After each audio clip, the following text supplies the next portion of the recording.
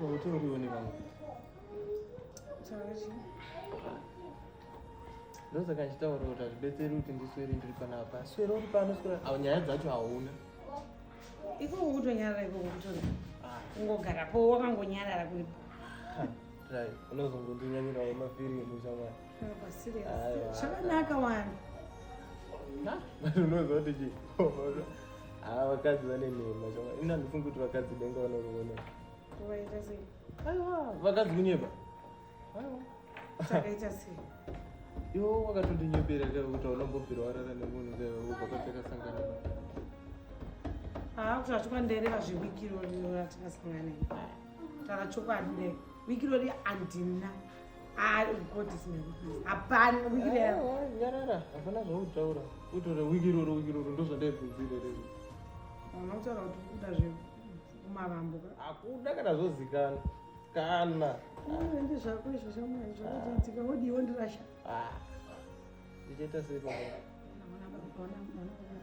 Baba vane maziso mangu. Ndikubetawa.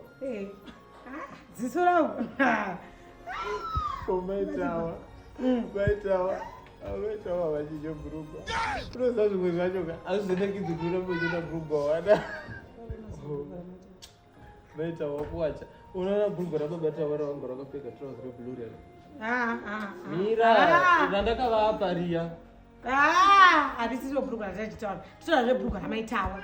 Wakariona sei? Kuti ndangotadza kutaura ndikuzama kureva kuti inini ukona maitawa ka. Ndikutadza kuwachira babatawa bhurugwa rakuti vachinje bhurugwa rimwe chete ravanga rakunge vanaro rero. Trouser ravo rababatawa reblue rero. Randakavapa inini rero. Zvakaoma.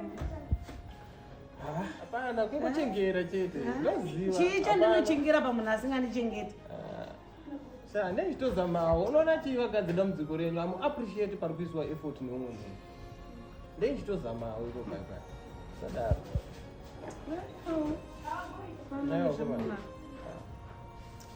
Machomo ako akanaka zvako.